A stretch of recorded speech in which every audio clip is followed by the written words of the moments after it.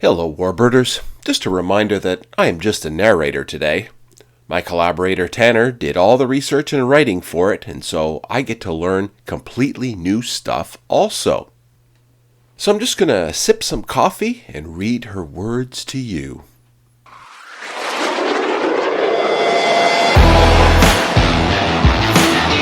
Hello and welcome to Tanner's Just Jetz.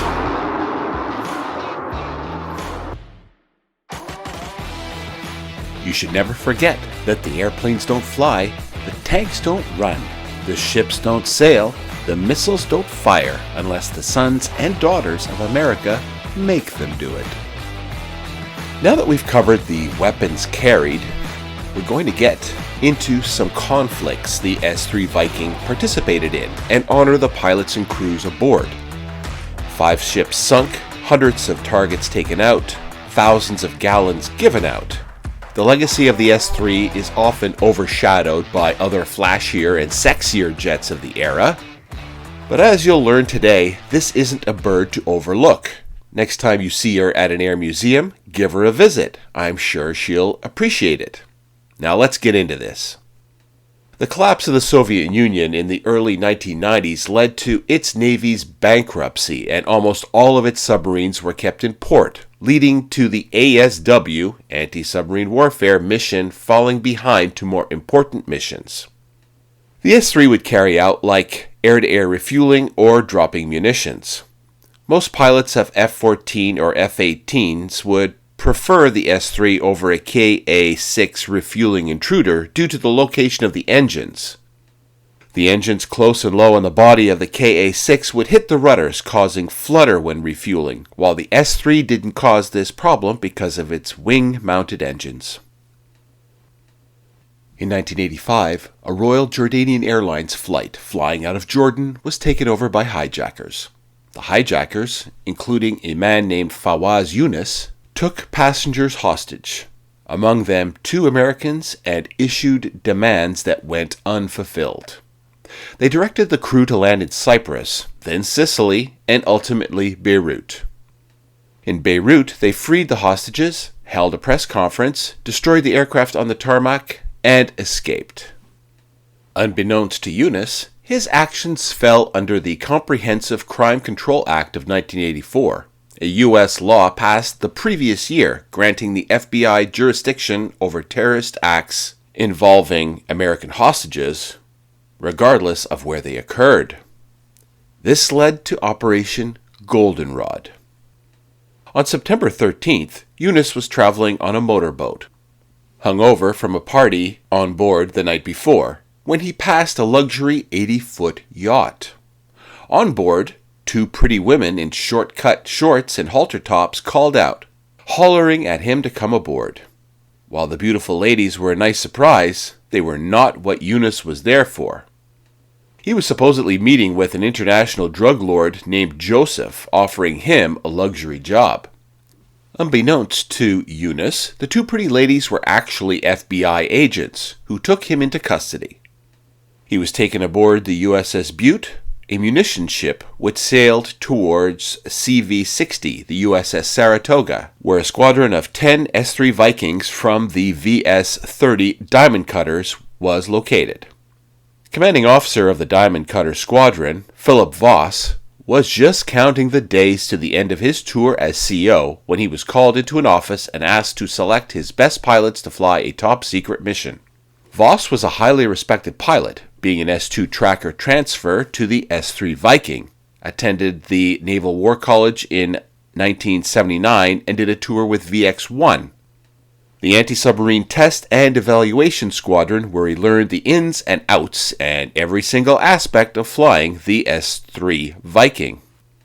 These Navy test pilots do everything in the book, pretty or ugly, proving the test platform can stand up to every aspect of literature in the NATOPS, or Naval Air Training and Operating Procedures Standardization for that jet, and even push beyond the book. He was also part of a circle which had pushed for the AGM-84 Harpoon platform on the Viking.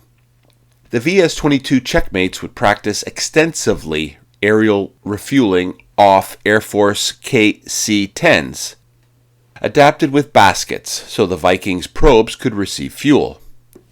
When it came time for the mission to transport Eunice, Commanding Officer Voss would write down his best pilots, but to his surprise, he was ordered to do this flight himself.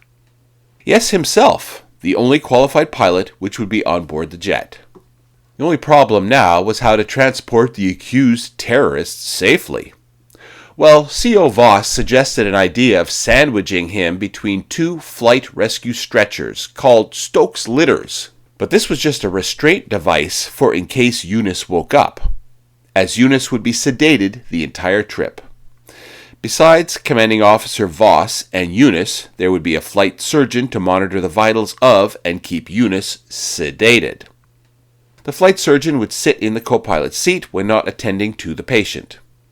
Two FBI agents rode along and sat in the tacho and senso seats. Eunice would be clamshelled between the Stokes litters and strapped to an interior rack behind the two back ejection seats. It had been decided to use an Air Force tanker adapted with baskets called a KC-10 extender to refuel the Vikings during their flight for obvious reasons, as the flight to Andrews Air Force Base in Washington, D.C. was just a bit over 4,000 miles, way past the range of a KC-130 and KA-6 intruder. The KC-130 at this time had a max refueling range of aircraft up to 1,100 miles, while the KC-10 could assist S-3 Vikings around 40,000 miles without the KC-10 being refueled. A day before Voss's flight, a KC-10 from Seymour Johnson Air Force Base in North Carolina would arrive at the carrier's location and would fly a circular pattern all night over the carrier. When it came time for the mission, Eunice was first loaded aboard, followed by Voss and his ragtag flight group like a bad casting for an Avengers movie. Navy aircraft usually will not take off with a full load of fuel. It's usually enough to meet up with a tanker in the sky and then carry out the mission. Here would be the same. Voss would meet up on a KA-6 intruder so the Viking could test its refueling probe and top off before Voss and his crew would meet up and fly formation with the KC-10 to Andrews Air Force Base. During the flight, the Viking would refuel 3 times using its unicorn horn-like refueling probe, connecting it to the basket towed behind the KC-10 supplying the fuel. The only issue that they would run into during the flight was that the KC-10 had only scheduled a flight plan for 1 plane. Air traffic controllers in North Carolina were not happy to see the refueler's surprise wingman. When the KC-10 pilots asked Voss what they should tell the tower, Voss, exhausted after his 13-hour flight, told them to figure it out. The flight would be the longest in the Vikings' history, and the longest flight from a Navy aircraft taking off from an aircraft carrier at its time. It lasted 13 hours and 10 minutes, covering 4,002 miles. One very special paint scheme was seen on S-3 Viking Buno 160124. Being a part of the VS-35 Blue Wolves operating on the Abraham Lincoln in the year 2002, getting in the holiday spirit, crews designed the Santa Tracker scheme, featuring Santa sprawled out flat on the nose like the jet had hit him head on. His Christmas bag of goods is detailed too, leaking presents for the good boys and girls all alongside the jet. While this paint scheme would be mainly featured in the nose of the plane, the large tail of the S-3 allowed the structural mechanics in charge of the jet to have an artistic field day, with large carrier air group emblems painted from the top to the bottom. For the 100th anniversary of naval aviation in 2010, a Viking was painted up to honor the Battle of Midway, wearing intermediate blue over Curtis gray, resembling the SBDs of the time period. When in combat, the S-3 would usually be covered in a dull gray scheme over an insignia white before a transfer to a full light ghost gray scheme in the early 1990s. A tragic event would happen with the S-3 Viking at the 1980 Willow Grove Naval Air Station's 4th of July air show, where a 7-year-old boy named John Pigford was given access to sit in a static S-3 Viking at the event, and accidentally ejected from the ejection seat he was sitting in, injuring 10 spectators and causing serious injuries to the young Pigford, who would later pass away from his injuries at 4:15 p.m. the same day.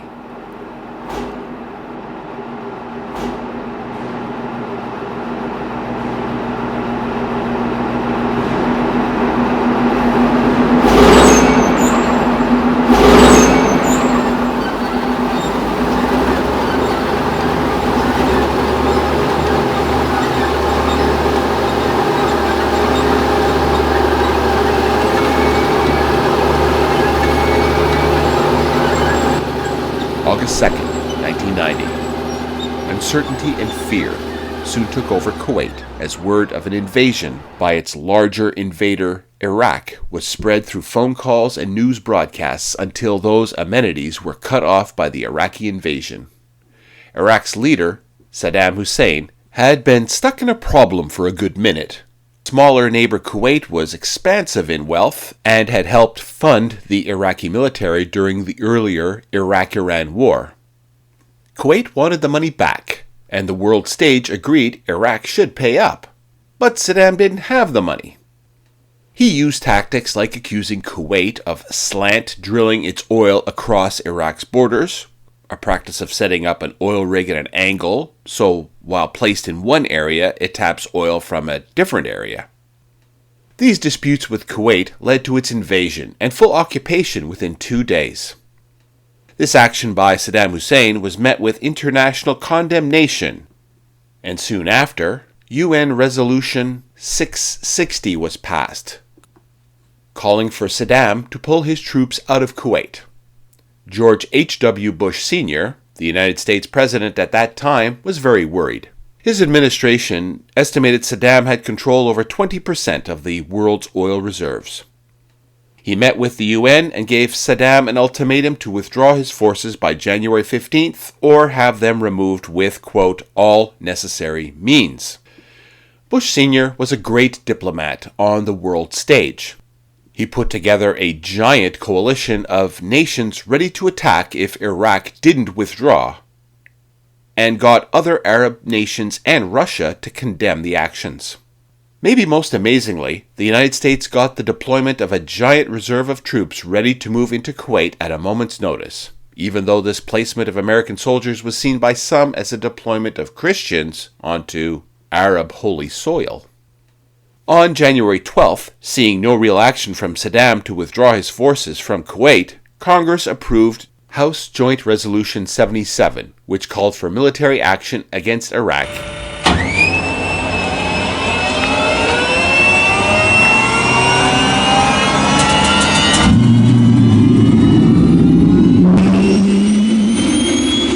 And 5 days later, with Bush's approval, bombing campaigns across Saddam's forces and assets would start.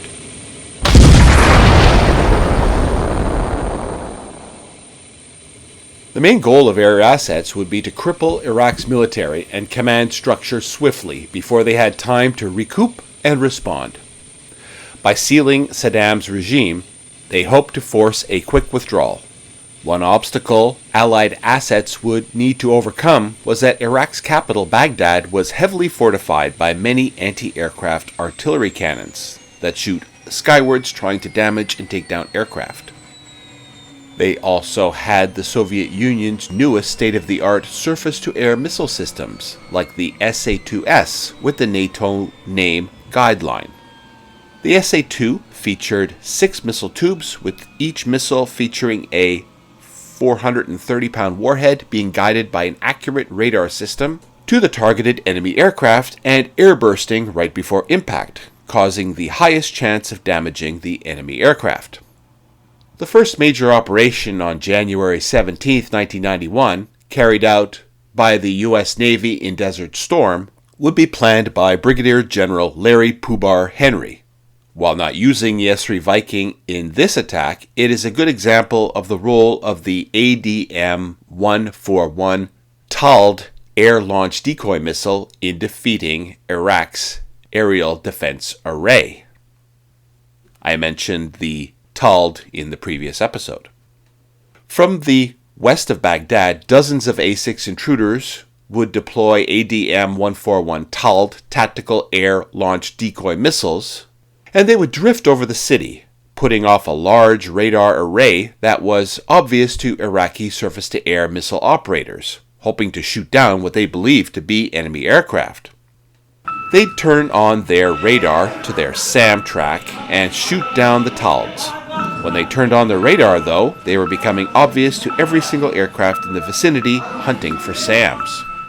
Unbeknownst to them, from the east came a strike package consisting of F-18 Legacy Hornets and F-4 Phantoms armed with AGM-88 HARM, high-speed anti-radar missiles, trained onto any unlucky SAM operator's radar that had just scored their hits on the decoys.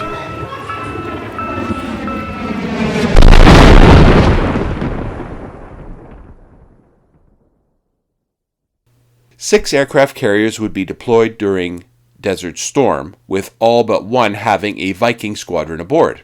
These ships were the Kennedy with VS-22 Checkmates, Roosevelt with VS-24 Scouts, USS Saratoga would feature the diamond cutters of VS-30, the Eisenhower would have VS-31 Topcats, though they would only be used for Desert Shield, the build-up to Desert Storm. USS America had the VS-32 Maulers. On board the USS Independence was the VS-37 Sawbucks. And last but not least on USS Ranger, the VS-38 Red Griffins. All but three squadrons operated S-3B, with two squadrons still having the older A models. These were the Sawbucks and the Red Griffins. Fleet Logistics Support Squadron VRC-50 Foo Dogs would be the squadron operating the US-3A Miss Piggy, aka Carrier Onboard Delivery variant of the S-3 Viking. The first operational deployment of a TALD air decoy by the S-3 Viking would be the next night on January 18th by S-3A Viking Bureau number 160580 with VS-38 the Red Griffins. The same squadron would carry out the second TALD deployment by S-3A Viking in combat 3 nights later on the 21st, but this time with Bureau number 160585. Things would really start to pick up for the S-3 Viking 2 weeks later in February. On February 2nd, 1991, Bureau number 159743, from the VS-24 Scouts on board Theodore Roosevelt, would be the first to operationally drop bombs, taking out an Iraqi coastal anti-aircraft artillery gun. The same day, another jet from VS-24, Viking 160125, would be the second to drop bombs in combat, taking out another AA gun in Kuwait City, dropping 6 Mark 82 500-pound bombs stored on 2 triple ejector racks, one under each wing. That'll get the job done. Now, most interestingly, and my favorite engagement of the S-3 Viking during Desert Storm needs some explaining.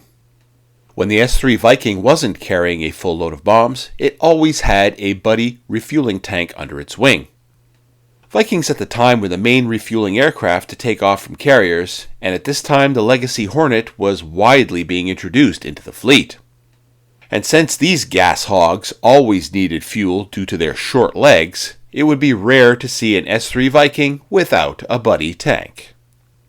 On February 20th, 1991, VS-32 Maulers, Lieutenant Lee Miller, the pilot, navigator Lieutenant Craig Hoofer, and their backseat crew were in the northern Persian Gulf flying Buno 159765 when they would be directed from the Aegis cruiser Valley Forge onto an Iraqi Zook-class patrol boat. These Zook-class patrol boats would be 78 feet long and displace 39 tons. Armed with 250 caliber guns, they weren't much of a threat as a modern-day destroyer, but in war, anything that is a threat is fair game. The S-3 Viking was armed with a buddy refueling tank under one wing and 3 Mark 82 500-pounders on a triple ejector rack on the other. The plan was that the S-3 Viking would engage the ship, hoping to take it out with the 500-pound bombs. In their excitement to engage, a weapons check must have been missed somewhere, as when the pickle button was pressed to drop the bombs and the refueling buddy tank would fall onto the ship. I don't know who'd be more surprised, the crew of the Viking as they lost their buddy tank, or the crew of the Zook-class patrol boat, seeing a giant fuel tank barreling towards their heads. After returning to the USS America, a kill marking would be added to the Viking of a ship being split in half by a buddy tank, with its hose deployed to depict the detail of the tank. It would sit under Buno's 159765's 3 radar site kills. Other missions performed during the Gulf War by S-3 Vikings were working alongside P-3 Orions and many other nations' naval ships. The S-3 Viking would enforce the maritime blockade of Iraq, one of the sanctions placed on it when it did not pull out of Kuwait. This included surveillance and mining. This includes when a S-3 Viking used its AGM-84 Harpoon to take out a Iraqi Navy airship cruise missile called a Silkworm missile, produced by the Chinese and sold to Iraq. Early in the war, Saddam Hussein would use Soviet ballistic missiles as a form of attack, but not just against the allied nation of Saudi Arabia, but also the nation of Israel, hoping to drag them into the war, which would break up the coalition, which included Arab nations that wouldn't be happy fighting alongside a Jewish nation. While Israeli jets were practicing to retaliate against Iraq, Bush would be practicing his diplomacy with Israeli Prime Minister Yitzhak Shamir. Bush promised that if Israel didn't retaliate, the United States would protect the Jewish homeland of Israel by deploying Patriot air defense missiles in the country manned by U.S. troops to protect it from attacks. The U.S. also pledged to give financial support to protect and recover from attacks, and promised that the United States would do its best to stop the threat. And the so-called Great Scud hunt began, searching for and obliterating the Scud missile launcher sites. The S-3 would participate in this effort, with its many sensors and radars, though in a limited role compared to some other aircraft, like American F-15Es, A-10s, F-16s, and British Tornadoes. On February 24, 1991, the ground campaign would start, consisting of 35 allied nations working together to strategically drive the Iraqi army out of Kuwait and bringing an end to the First Gulf War. From 1992 to 1995, the Bosnian capital of Sarajevo was placed under a siege lasting longer than that of Stalingrad and Leningrad's. For 1,425 days, almost 4 years, food and medical supplies were cut off from that city and became very sparse. Civilians had to deal with constant shelling, sniper attacks, and airstrikes.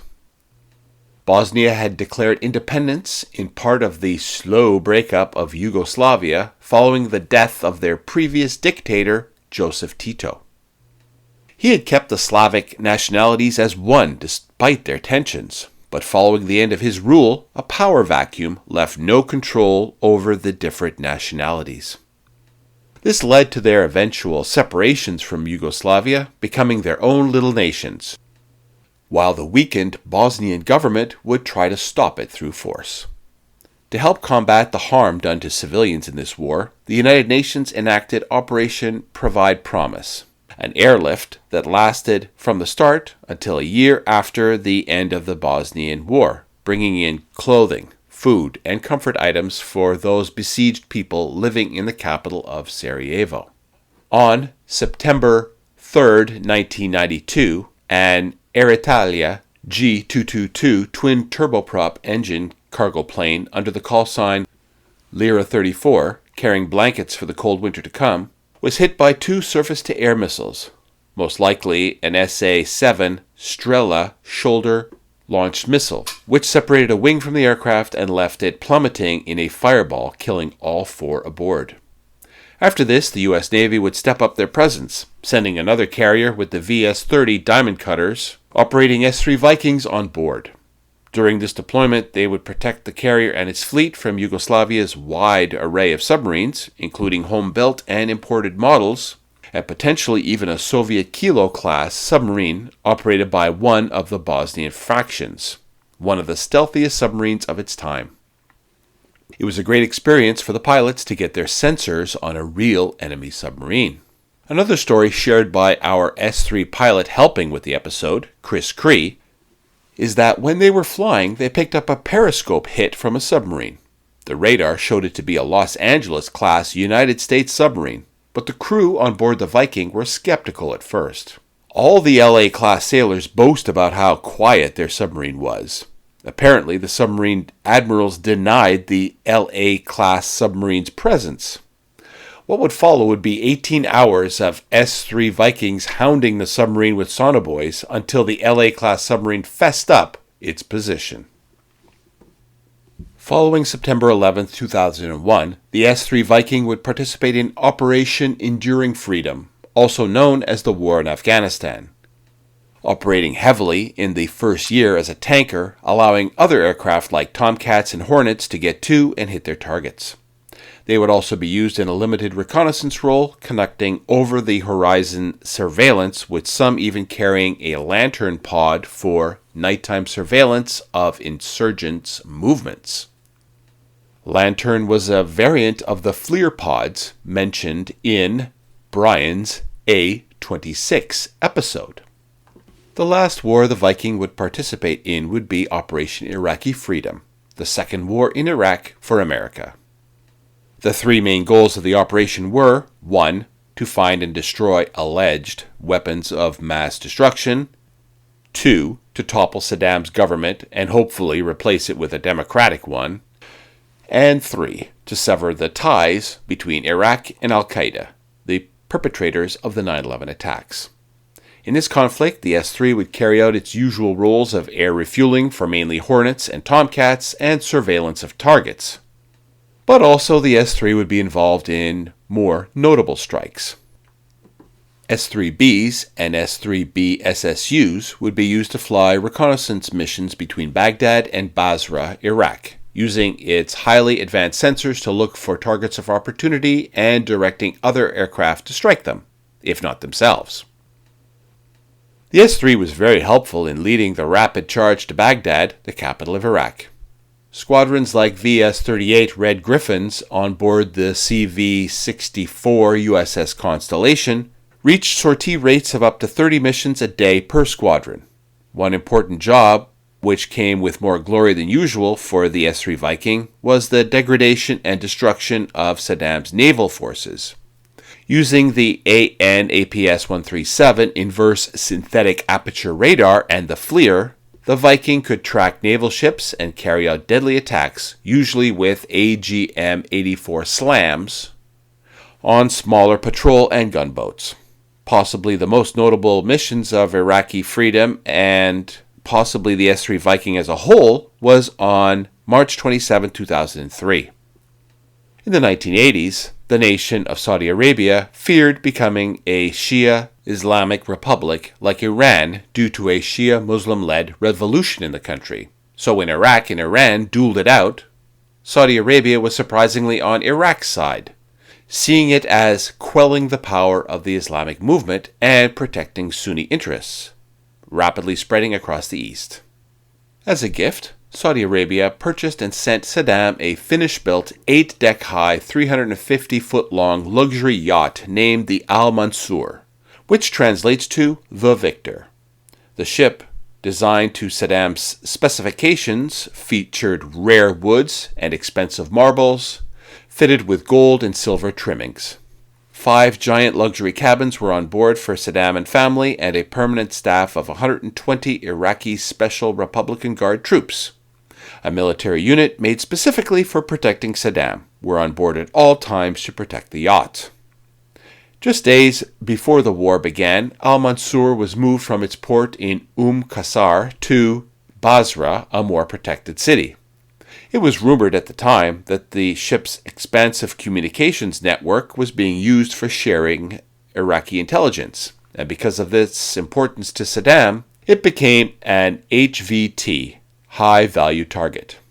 On March 25, 2003, a VS-38 Red Griffin S-3 Viking from CV-64 USS Constellation tracked and found the yacht moored in Basra. Firing off the laser signal provided by an FA-16C Hornet, the Viking let loose an AGM-65E Hellfire missile, with a 125-pound armor-piercing warhead striking and disabling the bridge of the Al Mansour yacht.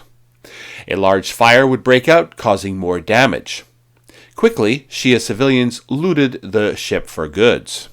At this time, the yacht was totally disabled, but served as good target practice for dropping bombs.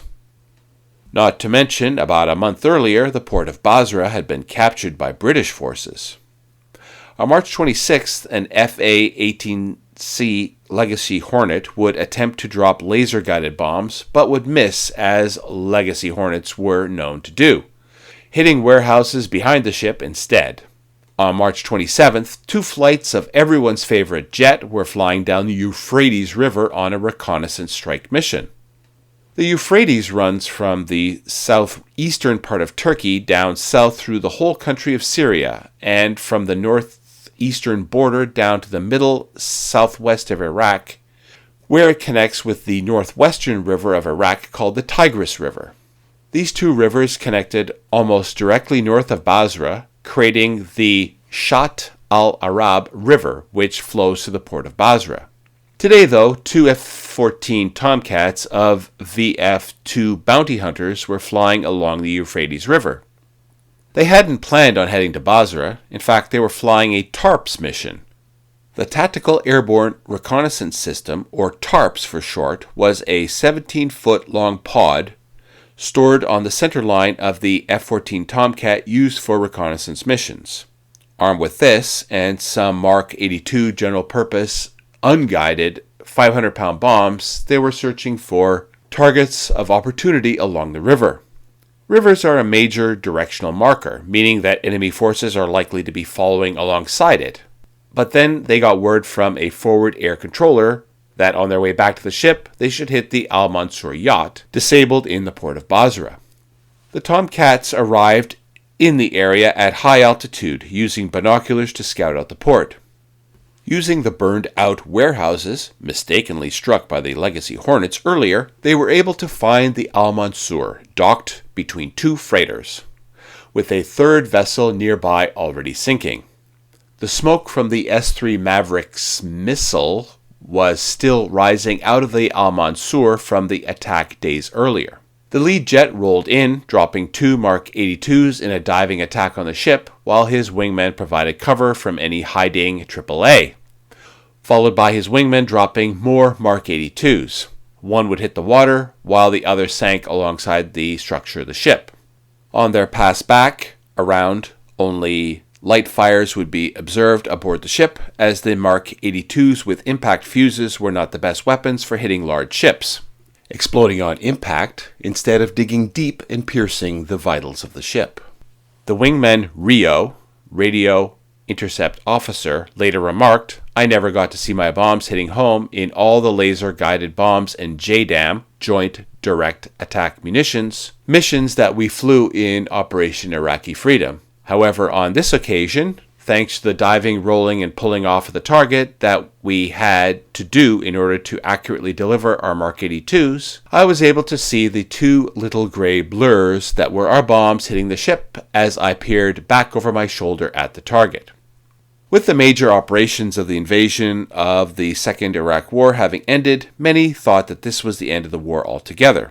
Saddam would be captured soon, his government was weakened and toppled, his military was in shambles, and his precious yacht was ruined by Vikings and Tomcats. What better way to celebrate than with a speech George Bush thought?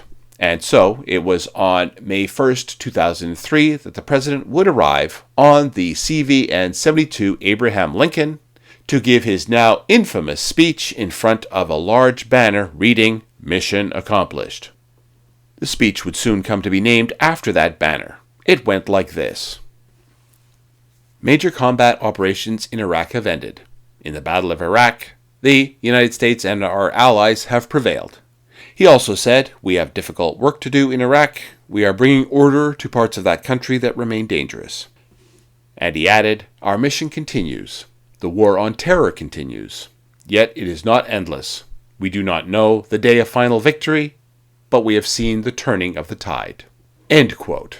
Now, the reason I bring up this big flashy event is one of the reasons it became big and flashy. If you were alive then, do you remember Bush landing on the carrier in a jet? Well, it was the S-3 Viking. No, he was not flying, though the jet had his name on the side where a pilot or navigator's would be. The landing was largely criticized because the Lincoln was only 30 miles off the coast of California, well within range of Marine One or any other helicopter. It's since been called overly theatrical and expensive just for a political stunt. The White House spokesman would say Bush could have helicoptered in, but the plan was already in place. Plus, he wanted to see a landing how the naval aviators see a landing. This is the first time a president was transported in a naval aircraft, the jet being placed under the call sign Navy One. In possibly a telltale sign of things to come with the Iraq War, upon landing, the Navy One's tailhook would miss the preferred third wire on the carrier, catching on the final fourth.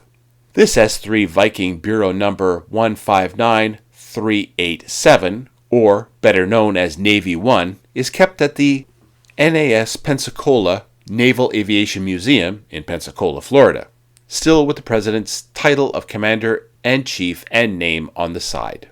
While Bush Jr. had flown many missions in the Air National Guard in an F-102 Delta Dagger, he ultimately was not the one landing the jet that day upon the carrier. While he is the first president to land inside a jet on an aircraft carrier, true aviation historians will remember his father, Bush Sr., as the first president to actually land his plane on a carrier, a Grumman Avenger during his wartime service. As the Soviet Union dissolved and its submarine might dwindled, serious constraints on the U.S. military budget followed and led to the slow phasing out of the S-3 Viking squadron by squadron, focusing first on the Pacific Coast units before phasing out the Atlantic Coast fleet of Vikings, replacing them with the FA-18 and the P-3 Orion, which was slower and took more crew to do the same job. The plan had been finalized in 2003, but would start the following year with the retirement of the Vikings of the VS-29 Dragonfires and the VS-38 Red Griffins. Next up would be the VS-21 Redtails, but only their unit based out of Japan, early in January of 2005. Following them, also in 2005, would be the VS-35 Blue Wolves and the rest of the VS-21 Redtails, based back stateside. The year would end in December with the VS-30 Redhawks. 2007 would retire the VS-24 Swamp Foxes, VS-32 Maulers, VS-33 Screwbirds, and finally the VS-41 Shamrocks. With just 2 units left in 2008, the VS-31 Topcats would retire, and finally in 2009, debatably one of the most famous S-3 squadrons would be the last to retire. The VS-22 Checkmates. Usually when you listen to a World of Warbirds podcast, it ends with the planes being thrown in a pile and melted down for scrap. Not the S-3 Viking. In the deserts of Tucson, Arizona, isn't exactly where you'd imagine a sea breeze-loving carrier-borne plane to be living out its retirement. One aspect to mention, though, as these S-3 Vikings sit in the desert, is that the S-3 Viking airframe was rated flight safe up to 23,000 hours. Most S-3 Vikings in the fleet would only reach 13,000, leaving most of these airframes still extremely capable. The crews of the 309th Aerospace Maintenance and Regeneration Squadron at David Northman Air Force Base overlooking the Boneyard keep these aircraft stable and healthy as they sit, with the help of the dry desert conditions that keep the aircraft free from rust and corrosion, with most still being fully assembled. Many scholars have called the retirement of the S-3 Viking a poor decision by the U.S. Navy. Focusing on the new Swiss Army knife, the FA-18 Super Hornet, which could do everything the S-3 could: reconnaissance, ground attack, buddy refueling. But the one thing the Super Hornet can't perform as well is the anti-submarine role. Today, the P-8 Poseidon presides over the seas, protecting from enemy vessels, doing the job the Viking once did, but with 9 crew members, 5 more crew members than the Viking. So that's the retirement of the S-3 Viking, right? Well, no. As I mentioned, they served with NASA until 2021. This being due to the same reason as the Navy: cost and maintenance. But in 2015, there was some news about operating the S-3 Viking not in the United States, but over in Asia.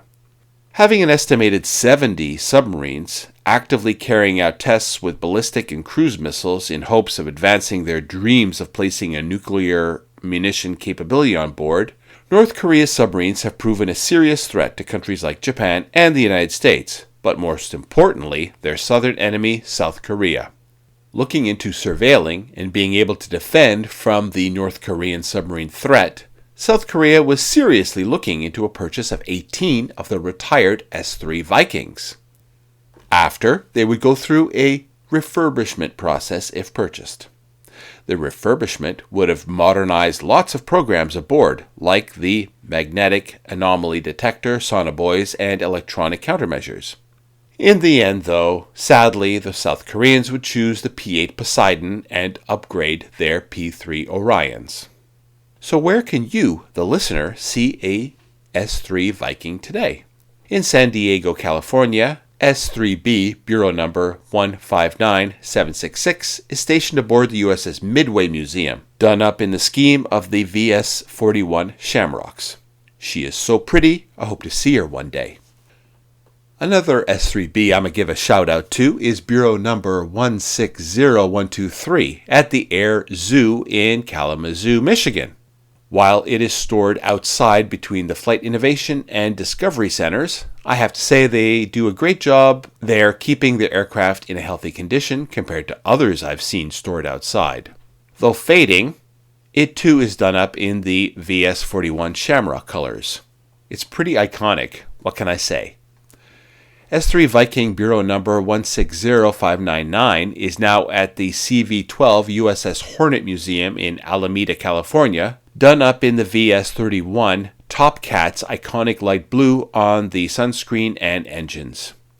And finally, just to mention some more film media where you can see the S-3 Viking, I'll recommend films like Olympus Has Fallen, The Final Countdown, and The Hunt for Red October, a movie based specifically on hunting a Soviet submarine. Serving 4 decades, being an ace in many roles like air-to-air refueling and anti-submarine, anti-shipping warfare, but a Swiss Army knife in others like reconnaissance and air-to-ground deployment, the S-3 Viking definitely is a forgotten hero of the U.S. Navy's glory days before the FA-18 Hornet nest infested the carrier deck.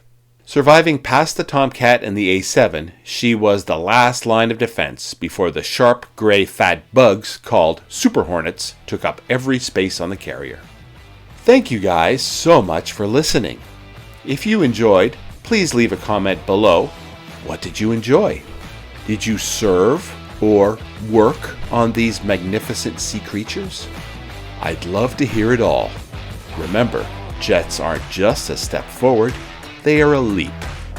This is Tanner, signing off.